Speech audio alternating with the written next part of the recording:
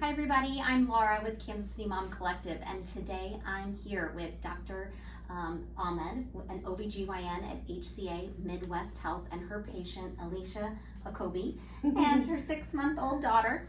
We are talking today about pregnancy after miscarriage, which understandably so comes with a lot of anxiety and questions, and we're here to just kind of talk with Alicia and Dr. Ahmed about things to consider, what goes on that journey, and how to give our audience a little bit of hope and understanding. So thank you so much for being here today. Thanks for having me. I'm so excited. I'll start with Alicia. Yeah. So how did you choose Dr. Ahmed and Town Plaza Women's Health?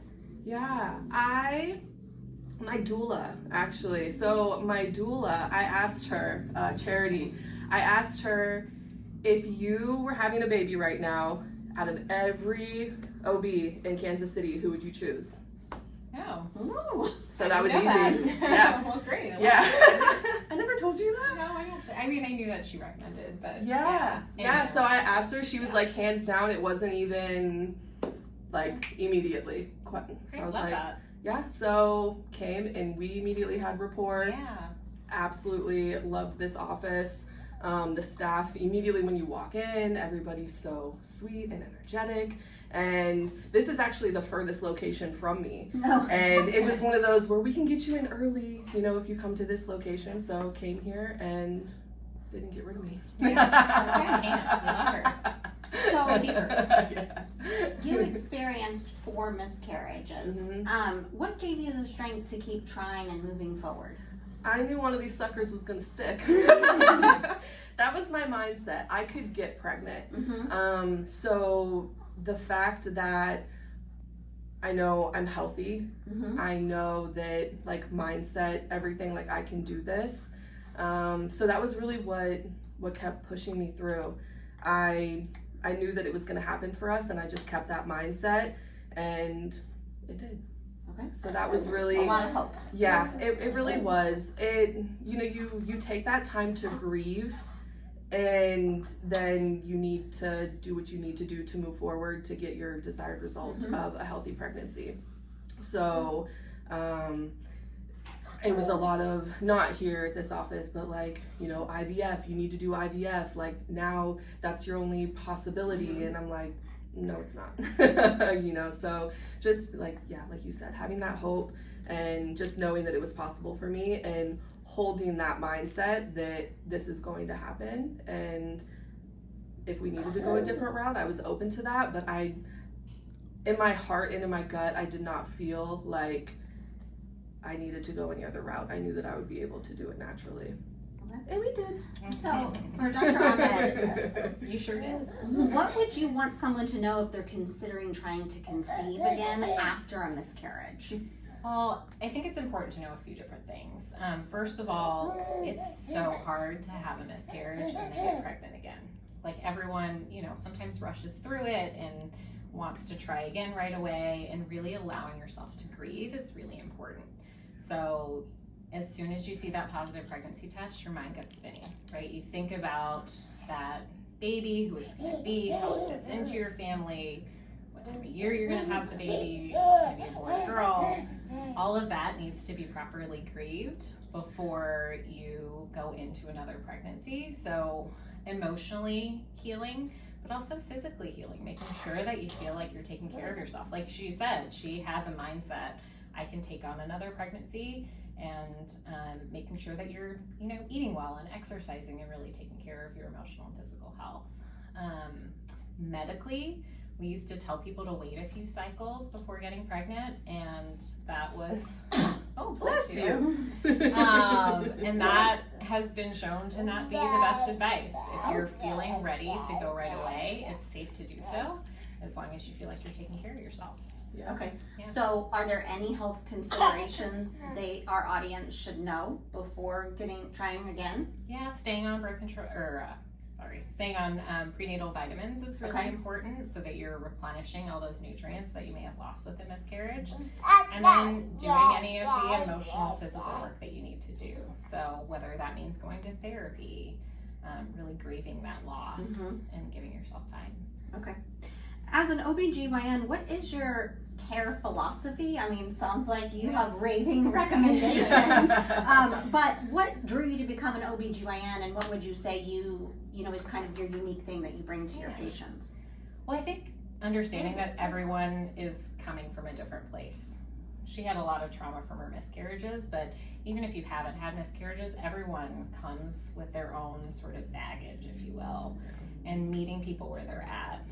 Some people have had a really bad experience at a gynecologist where they've had a terrible pap smear or pelvic exam or just really not felt heard. And trying to build that rapport so people feel comfortable and they feel taken care of and safe in whatever their health journey is. As a OBGYN, what does it mean to care for a patient through both loss and a successful pregnancy? I think that's the exciting thing about OBGYN is we get to see people through lots of different experiences in their lives. A lot of them are happy. We get to deliver babies, and what's better than delivering a baby? But there are a lot of losses as well, and so being able to have that familiarity, really knowing your patient, knowing how they're getting through things and getting to be there for them is really special. The support you guys offer here is phenomenal.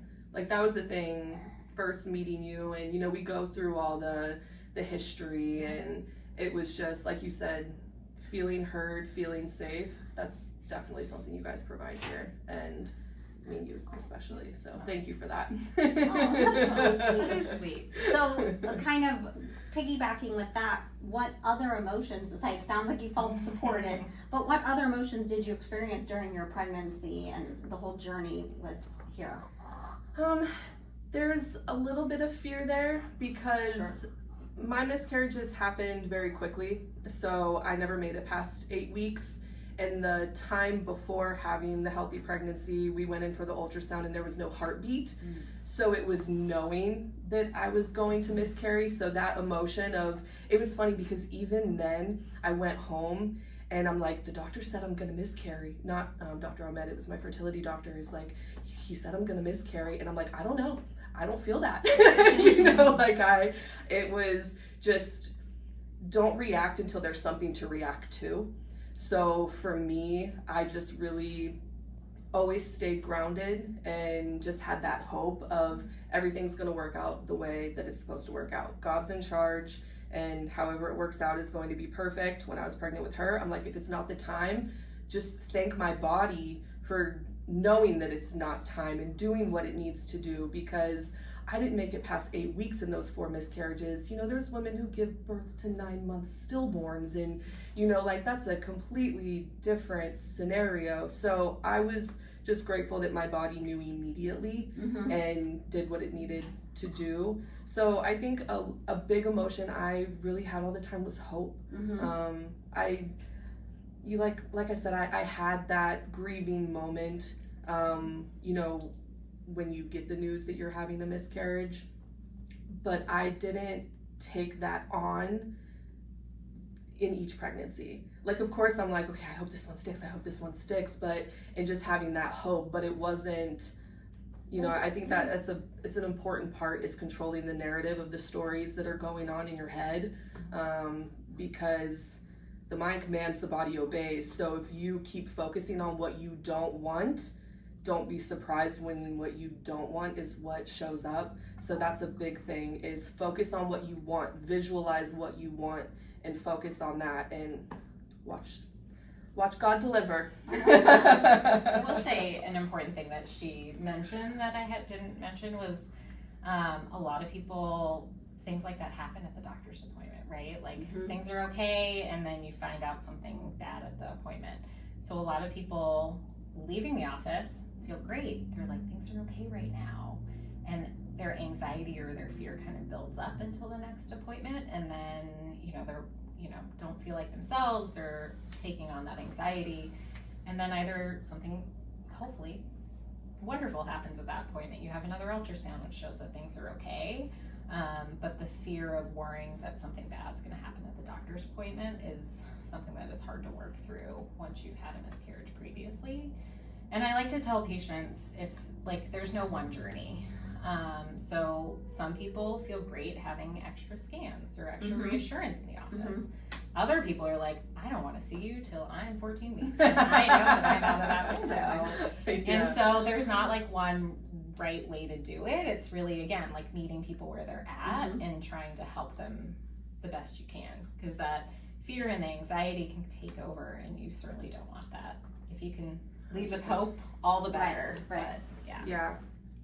So asking both of you, you've kind of given a lot of advice, hope, trying to lessen the anxiety, but for the audience, what, that are walking a similar path, what is one last piece of advice you would give them?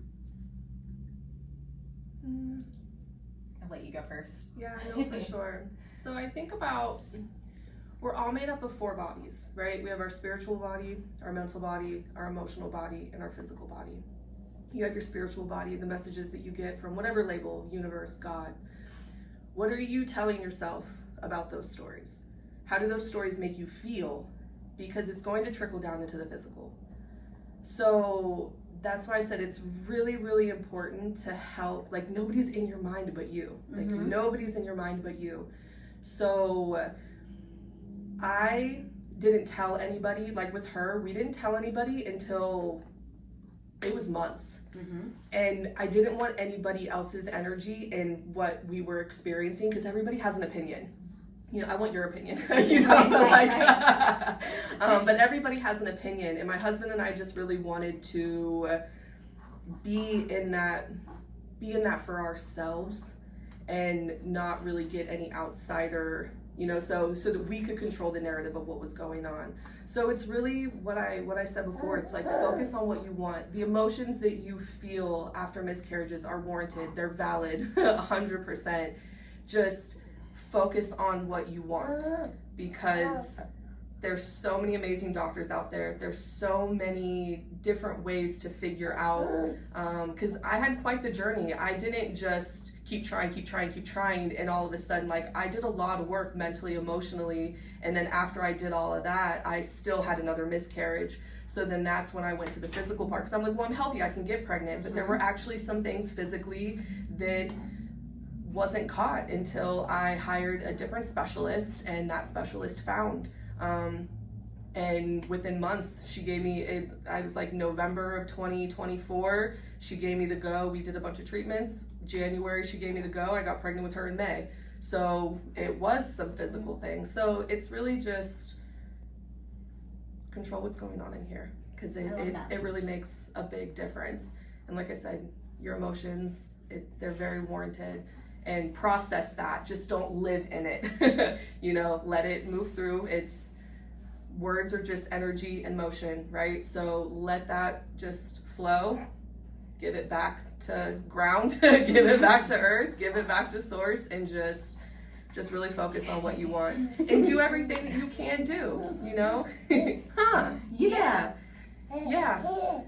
And that's what's nice about having people who really care, because I really didn't have that until, and it's like, I feel like if I had met you way before, because you got the easy part of my journey. Great. She was amazing.